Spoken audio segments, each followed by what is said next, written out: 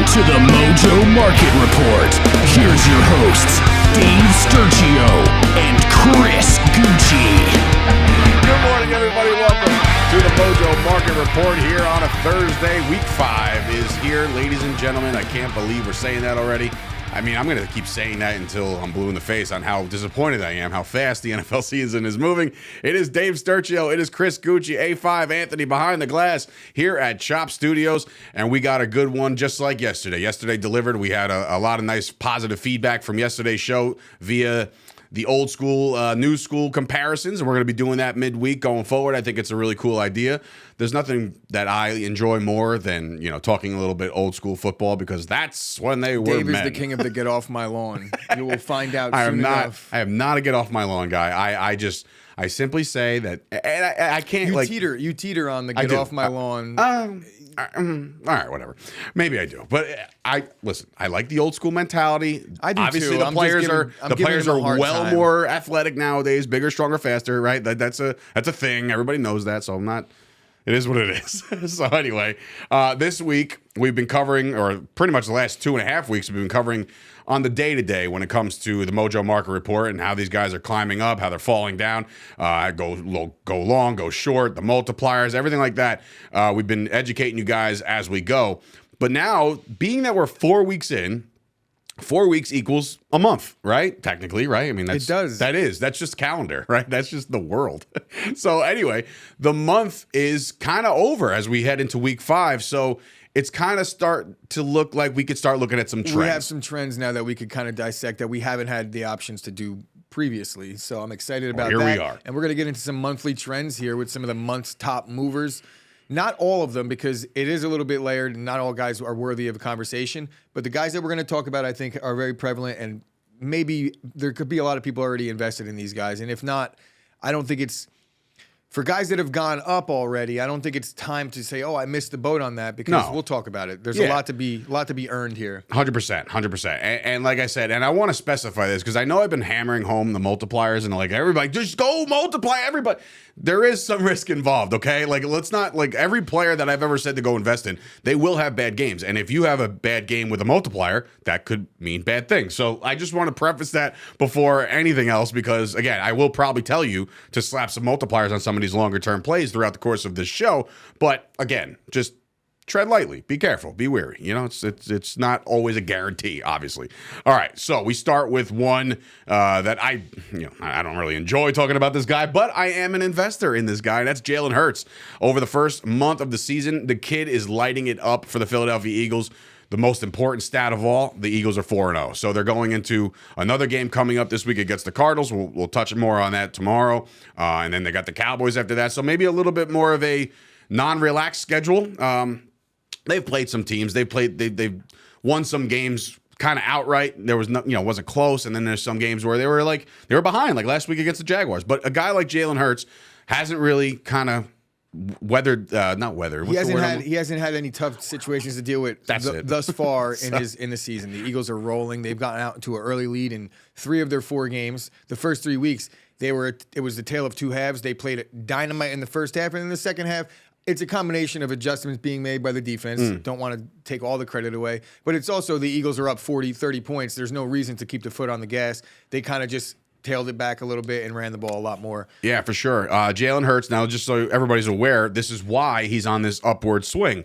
Game 1, 243 yards. Game 2, 333 yards. Game 3, he upped it again. So 3 weeks in a row, he's upping his stats. And last week was kind of like the Miles Sanders show, so it kind of leveled off a little bit, as you could see on the chart. But look, man, he's got pretty much 8 total touchdowns, 4 through the air, 4 on the ground. So the kid is actually, he's providing a lot of offense for this Philadelphia Eagles team. He's got a 66% completion percentage, so he's hitting all these receivers. Like, what to me, if you're over 60, that's a pretty good game, and he's on his way to 70. So it's like he's having himself a fantastic start. The knock on Jalen Hurts has been that he's not a great passer. We don't really know whether he's a great passer or not, because I think that's something that just gets stuck with some of these young quarterbacks. Jalen Hurts has proven that he can throw the ball. It could be the scheme. It's working. They're running the ball a lot more than I thought they were, considering they're first in the NFL in explosive plays. I found that a little intriguing that they're running the ball at a 53% clip on the season. But then I look at it, and every one of their pass plays has gone for something big, it seems like, especially with Devontae Smith a couple weeks back. But Jalen Hurts has 53 rushing attempts this season. That's insane. I think that's the underlying factor here that people are overlooking. They're a run-first team, but when they're running the ball, Miles Sanders does have a lot of touches. I think it's in the 70s. But for a quarterback through 4 games, 54 attempts, he's averaging 12 carries a game, 50 yards a game, give or take. Right there, it's like those bonus points. That's a championship winner in fantasy football. There's a little trepidation because of what we talked about running the ball with Jalen Hurts, but that schedule going forward this year, I don't see anything possible that Jalen Hurts isn't going to keep on going on this rate. Like, they're going to keep throwing the ball. They got talented receivers. Their offensive line is playing all world right now. He's not getting chased around. It's all I RPO. was gonna say those 53 attempts. Yeah. 53 attempts. I want to say 75% to 80% of, I don't know the specific numbers, but you want to make a guess that those are designed runs. Like, he's obviously sometimes flushed and then decides to run, and it wasn't really the way you drew it up on the street. But like, what I say is that the Eagles are, and you already alluded to this, are a very run-heavy team. And if you can contribute to that running game, then all power to you. It's really, and Jalen Hurts really has done like that. the schedule is so favorable going forward. They have the second easier first. The easiest schedule. The There you easiest go. schedule in the NFL, at least going into the year. Things change, but the Eagles, their crossover is the AFC South, and they play their division. So Yeah, no and offense, but no, the East there's is a none little taken. bit- The NFC East is not, historically within the last couple of years been anything to really get worried about, and the AFC South is just a complete toss-up where the Jacksonville Jaguars could be in the conversation for division winners. So it's all up in the air. But Jalen Hurts is one of the top movers of the month. He's trending upward. He is again, no guarantees. I'm sure there will be a dud here or there, but if you want to play the long game on him, this is the time to do it. And you didn't, like I said, like Chris alluded to before, you didn't miss the boat. Do it now. So moving on to a receiver over in Miami, and I'm not talking about Tyreek Hill. I'm talking about Jalen Waddle. Now, Jalen Waddle, the important thing to note is what was going to happen to his target share when they brought in Tyreek Hill, right? And what was going to happen to his target share when they brought in a McDaniel, a coach who was run heavy, right? So you're looking at this. He's got 35 targets in 5 games. The opportunities are there. He's averaging 7 targets a game. So Tua, obviously up until this point, and then you have Teddy Bridgewater throwing him the ball, and probably for the foreseeable couple of weeks, which, again, not the biggest drop-off in the world. Teddy Bridgewater is a serviceable quarterback. His 35 targets is what really gets me going, but 21 catches, 381 yards, 3 touchdowns. He's benefiting from all of the changing parts. Like, when you add a Tyreek Hill, that's the focal point. You got to know where the cheetah is at all times, right? And then when you add a McDaniel as a coach, he loves to run the ball. They got 15 running backs on there that can do work. So they have to stack the box a little bit. Waddle's going to get open. He's one of the speed brothers, and he's fast. You got to cover him. You got to cover him. Yeah, I'm looking at the target share, though, and it does stand out to me that he had 19 targets in week 2. Yeah, so that's it's another thing. I want to see more consistency out of the target shares, but you're going to have games like that where the game script dictates it. They probably just doubled up on Tyreek Hill that game, but he did have 11 targets in that game, too. So that was a game they were down against Baltimore. A lot of throwing. No choice. Right. And that was a historic comeback, and he was part of it. So, yeah, definitely. So I'm a little worried about the target share, and his snap count is a little lower than I thought it would be when I looked at it. You don't like 7 a game? You don't like that? What, the Targets? No. Oh, okay. Not I when just thought it was a nice number. Not when I see 19. I think that last year he had over 100 catches. I think he was a little more involved target share wise, but there was no Tyreek Hill. You're going to see a lot of that. These guys exchanging big weeks because that's the nature of the sport. Teams are going to give up something one game and then take it away the next, and then someone else steps up. That's understandable. I'm still in on Jalen Waddle. Obviously, he's gone up. I want to just point out, because if you had Tesla stock, let's just say when it was $25, or you didn't, you considered buying Tesla stock at $25, and then you were like, you know what, I'm not gonna buy it, right? And then you see it goes up to $50 a month later, and you're like, damn it, I should have bought Tesla at $25 because I would have doubled my money. And then you're like, well, now I missed out. It's $50. I missed out on that 100% gain. Well, Tesla's sitting at $250 a share right now. Right. So just because these guys go up, it doesn't mean that you miss the boat. He has a long career ahead of him. If you look at his future market projections, they're pretty lofty. So that's where you're gaining the value. I'm in on Jalen Waddle. I've been in on Jalen Waddle, and the target share thing is a little concerning to me. But with a young, talented player like that, and Tyreek Hill on the opposite side, it only makes sense. And it might be a great buy low situation right now because Tua's hurt. Tagovailoa out this week, and I feel like the Dolphins receivers are all on a downtick. You could probably cash in on that if you hold on for a little bit. Yeah, be patient with Jalen Waddle because that offense is going to be fun to watch the entire year. And obviously, the Tua situation, he'll be back in a couple weeks. You really don't know exactly. Like, obviously, doctors could clear him, but the Dolphins may actually kind of say, like, hold on. That's a whole nother conversation for a whole nother day when it comes to Tua. But Jalen Waddle, I would strongly get behind this kid going forward. Another receiver who's kind of broke onto the scene within the last couple of weeks, plays for the New Orleans Saints. We saw him do some work over in jolly old London last week, and that's Chris Olave. This kid looks to be the real deal.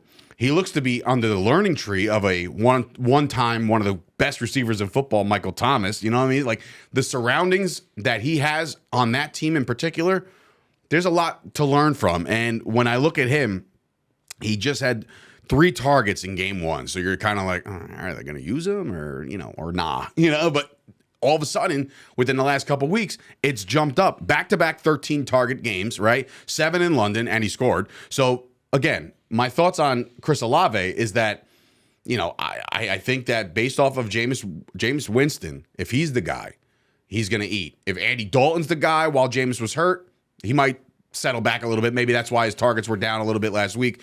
But Jameis Winston seems to like him early, and that's something that could go a long way when it comes to investing. I think Chris Olave is the most talented player on that New Orleans Saints offense right now, and that's considering Michael Thomas. That's considering Alvin Kamara. I think Olave, he has real potential in this league. A comparison to like a Marvin Harrison, Isaac Bruce type coming out. The guy probably is the best route runner in his class. I know that there's a lot of debate about that coming into the league with a lot of these guys, and there is some really talented wideouts. But Chris Olave might be the cut above all of them in terms of route running ability. He's a perfect fit for the Saints offense. He's a perfect fit in terms of stepping in for an injured Michael Thomas, who I think is going to be a thing all season long. Michael Thomas may never be completely healthy again in his entire career. It seems that way. And I'm not saying that because he's injury prone. I'm saying I just don't buy into Michael Thomas. I've been saying it for 2 years, and I've been right. So I'm off on Michael Thomas, and because of how skittish I am on Thomas and Jarvis Landry dealing with the injury, Chris Olave is going to get the most targets in New Orleans in his rookie season. Week 1, I don't worry about. It was his first game. Of course not. It makes sense. You give the rookie, you pull him back a little bit, but we see what he's capable of doing. As he keeps making plays for this offense, it's going to be impossible to deny him. I do worry a little bit about the respect he's going to start garnering from opposing defenses and how he adjusts. They might look at him as wide receiver 1 eventually. You know what I mean? So, and especially when Thomas is either kind of not hurt, but just like he just doesn't deserve. He's not granting the attention anymore. I think he's wide receiver 1 already. You could put Chris Olave on that long list of young receivers that I'm interested in investing in, and before it's too late. It's never really too late, but getting on Olave now because I don't think he's going to stop playing well. Yeah. So Olave is one to watch going forward as the Saints. I almost just said go marching. I mean, it's there. The layups are there, and as the Saints go marching forward in 2022, I might as well just take it, right? You started it. I was stuck. Foot in the door, bro. So, look, there are guys that are trending upward throughout the course of this first month of football. However, on the flip side of that coin, there are guys that we kind of, chose today to say, like, wait, weren't these guys supposed to be like bing, bing, bing, right? And we're starting with a Washington Commanders receiver. I know a lot of people are in on scary Terry McLaurin. Over the last month, no bueno. It's not been good, and it's been tough sledding for the Commanders to get going in some regard. Now, look, the Commanders, they put out a hype video for our boy yesterday, Brian Robinson. That stock went up. We kind of told you so, but we kind of literally simultaneously said to go get in on Brian Robinson as the announcement came that he's back on the practice field, and Washington started hyping him up. But Terry McLaurin, 27 targets, 1 touchdown. His best game was against Philly, and that game, the Washington Commanders didn't do well at all. I think they scored 8 points. You know what I mean? So it's not like he's not doing what he's supposed to be doing. Last week against Dallas, the clamps were put on him again by Trayvon Diggs. 6 targets, 2 catches, 15 yards. Chris, besides the obvious of a Carson Wentz being your quarterback, what's wrong with Scary Terry? All right. I don't think there's anything wrong with Scary Terry, the player. I think there's a couple factors that are contributing here to the reason why he's not playing as well as you would expect. 18% a month. It's a lot. Yeah, he's down 18%. I think there's a combination of the emergence of one Jahan Dotson in the red zone. He's been eating a lot down low. And then there's the emergence or the health, really, of Curtis Samuel, who's been able to stay in there. Swiss Army knife himself. For the first 4 games. Yeah. And Carson Wentz, I don't think Carson Wentz is the issue in the pass game right now. I think the offensive line is. You look at the Eagles game where they got shut down, basically. It was 9 sacks. And then Dallas game, they had a lot more of the same, where they were just Carson Wentz running for his life. I'm looking at McLaurin, though, and the Commanders are 3rd in passing attempts as a team. So with that fact, he's getting 98% of snaps. So he's playing, or 96% of snaps. He's on the field. He's on the field. He's the guy that's on the field more often than any other receiver. How are they not looking at him more? But I think he's clearly the most talented guy on that offense. And then you see the emergence of a Jahan Dotson. You see the emergence of a Curtis Samuel. As these guys garner more respect, it might open things up for Terry McLaurin. He's proven through 3 seasons he's had 200 or more fantasy points all 3 years in PPR leagues. I'm going fantasy route so I could make the people understand how consistent this guy has been. How many rookies scored 200 points on the Commanders with Tyler Heineke playing quarterback? He hasn't had any quarterbacks. Carson Wentz is the most talented quarterback that he's played with in his career.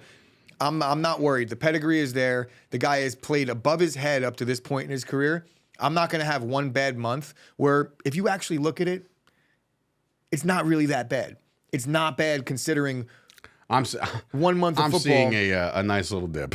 No, look at the dip. I'm talking about look at his numbers. Look at the target shares. Look at things like that. And it's not as bad as you would think. Game script didn't allow for it in certain cases because Carson Wentz has been running for his life. Right. I'm not out on Terry McLaurin just yet. In fact, I'm not necessarily in on him either. But if you are one of those guys that are seeking to buy low, I think this is a classic case on buy low on Terry because I think he eventually fixes this. He's too good of a player. Okay. Well, he's got hope in Terry. I do not. As long as Carson Wentz is under center, I don't like any of those guys over there. I mean, obviously, you're going to get a couple splash plays, and we've seen them. Carson Wentz is a capable quarterback. It's just his consistency is just junk. Let's see what the addition of a Brian Robinson could possibly do to this offense. Correct. And you might have to respect the run a little bit more, which will open up the pass. Absolutely. That's a thing. All right. Now, there was a guy that the New York Jets had signed over the offseason, and everybody was like, wow, they finally got a tight end. They finally got one. And his name is CJ Uzomah, right? Check his contract right now. Let's check his contract. It might be null and void because it's been that bad over there for CJ. Ready for this? He's only played 3 out of the 4 games. Guys, and this is not a made-up stat. He's got 1 target. Uno. 1. Like, there's only 1 target to go to CJ Uzomah. And when you look at this, the emergence of Zach Wilson now back in the offense, and I kept saying for all these young quarterbacks or even inexperienced or even the older quarterbacks, it's a weird situation. Like if you're a backup quarterback, and I've said this a million times, so if you heard this, don't stop me because I'm going to say it anyway. You've seen the emergence of when there was a rookie quarterback or there's a backup quarterback, your safety net is your tight end. The issue is with CJ is that Conklin has become that tight end that's reliable. So now all of a sudden you've lost your spot. You're not a starter anymore. So it's alarming to see a guy like this who was touted as the savior of the tight end room because the Jets historically, Kyle Brady, has never been able to land a good tight end. And it's crazy that's the one bugaboo position for this team that they haven't been able to address and achieve success. Conklin is seeing some success. CJ, you might see some bench. Like that's bad. I brought him into the fold here today because I wanted to highlight what happens to a player, whether it be a star player or a mediocre player like you would consider CJ Uzomah. I think he's a little above average last season. I think so too. He had some splash plays for a team. Made a deep playoff run, obviously. And then he came into the Jets. They signed him to a 3-year, I just checked this, 3-year, $24 million deal. That's not a small deal for a tight end. And they guaranteed him $15 million. So it means that he's just not performing in practice because you're paying that guy to be the starter. There's no doubt about it. He hasn't done it. He came into camp and he was like gung-ho about Zach Wilson. That whole story broke about Zach Wilson's personal life. And CJ Uzomah was making T-shirts. He was like, oh, this guy's a jet. This guy's, the fans loved him. He was interactive and everything. And I was like, oh, this guy might, I actually pegged him as somebody I might be interested in fantasy circles. Thank God I didn't, because It's been bad. he has, like you said, 1 target on the season. You get your spot ran, and this is what happens, because they didn't really have future market expectations that were too lofty for Ozuma. Yes, I do that every time. Yeah, me too. But when they signed him to the contract, that probably, put some shine on it a little bit and said, hey, the Jets believe in this kid. They have a young, talented offense, and we could see some potential down the line for him. He took that and he threw it right down the drain, because it bottomed out. He's dropped almost half of what he was worth already. And this is a 46% drop in the last month. When we're talking about, there is no guarantees here. So when we're saying buy, when we say buy, it might be short. Correct. Because you can make money on shorting players, and it's opposite day when we're shorting. There's no inherent risk. You don't have to call, put, all that stuff. It's literally, if he does bad and you short the player, you make that money the same way you would if he did good and you went long. So I'm not saying to go long on CJ. I'm saying stay the hell away from him. But it's a good indicator as to what could happen. I just wanted to bring him up to highlight the risk that comes along with playing the market a little bit. Yeah. Well, there is risk indeed.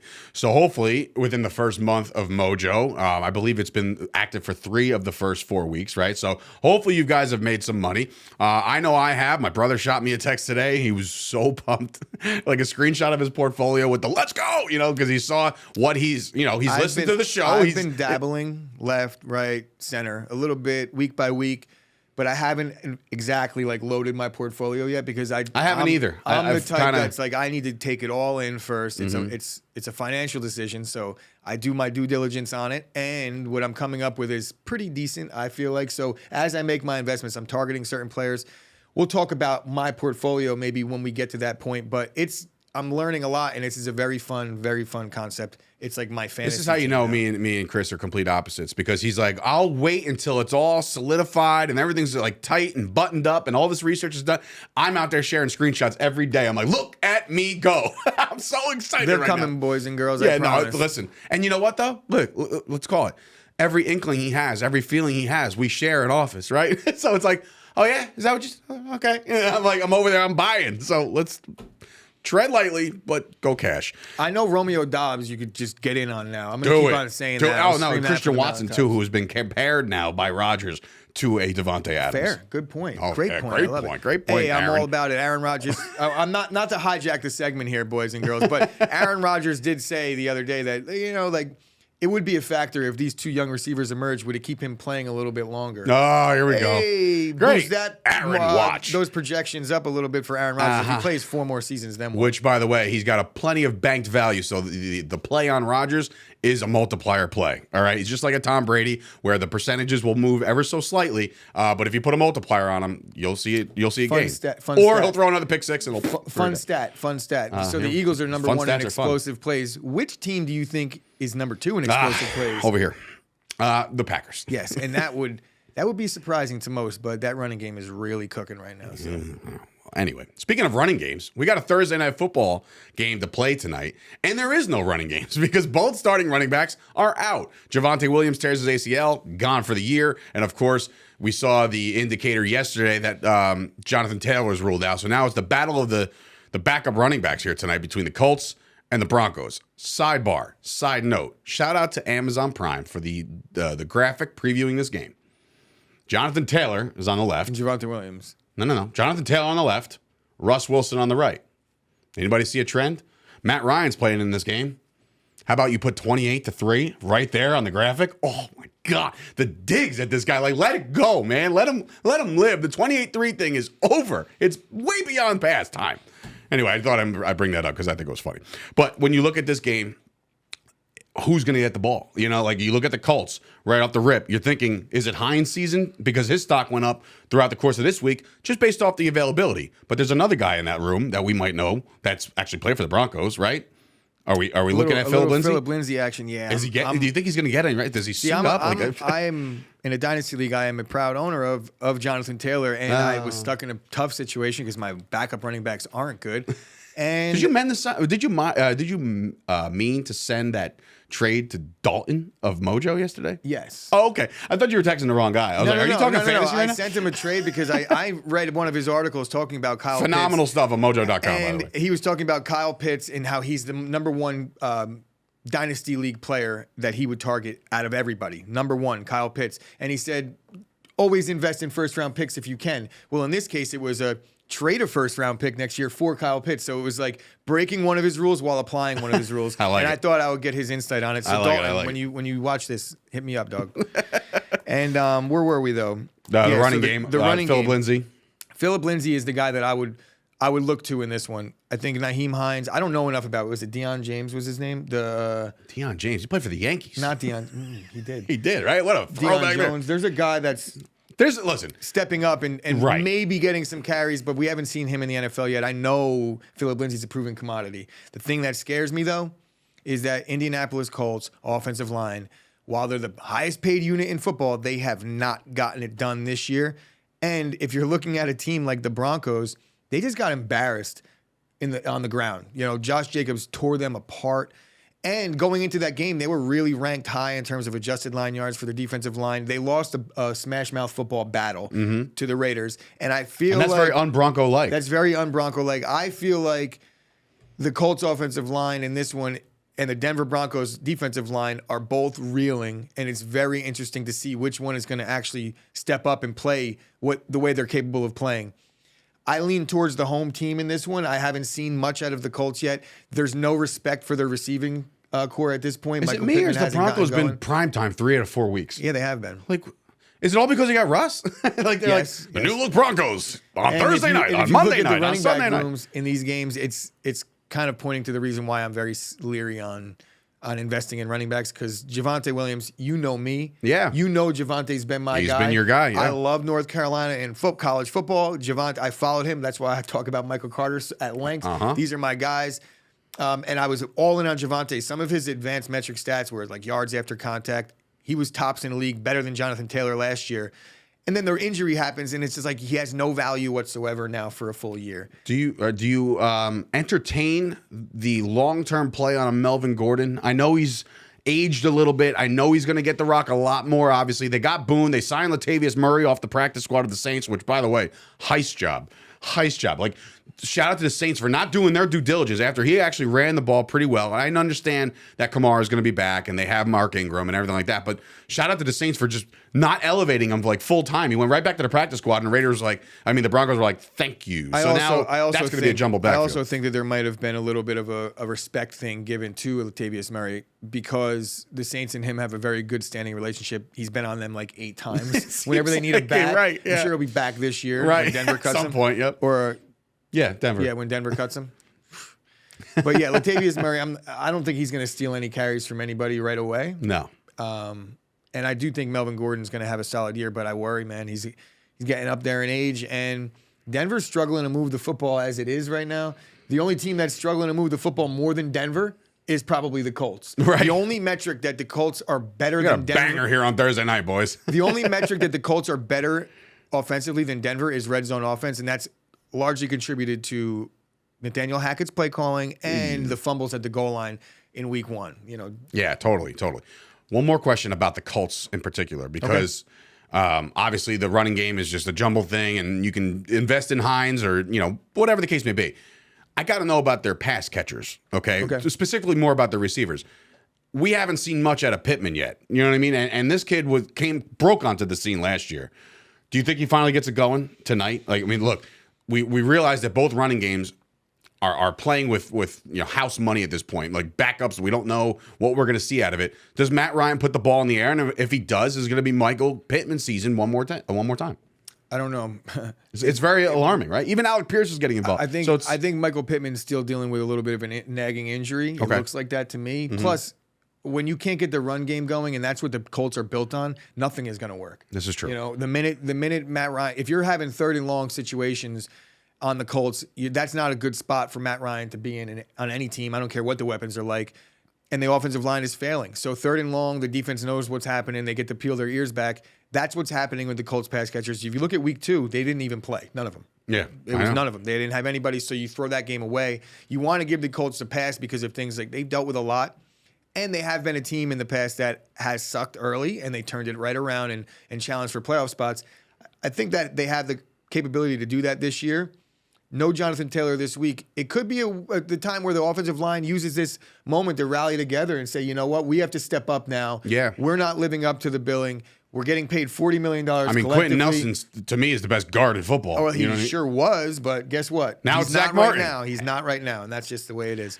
But yeah, I do still like a lot of their pass catchers. I'm still not completely out, but I'm going to wait on the Colts. I got to see more. No doubt about it. All Same. right. Both teams. Their offenses are just a mess right now. All right. Well, the game goes down tonight. We'll talk about their top movers tomorrow, see who actually comes out of this thing victorious. Obviously, that's the name of the game. But here on the Mojo Market Report, the name of the game is obviously to make some money on the short term. So check out the depth chart. Sutton, Jerry Jeudy I was just going to say, it might be time for Russ to cook a little bit. I know it's been a couple games where people are just kind of iffy on him, but we'll see what happens. And tomorrow, obviously, just like last week and the week before, we'll pick some games to preview as far as what to watch for going forward.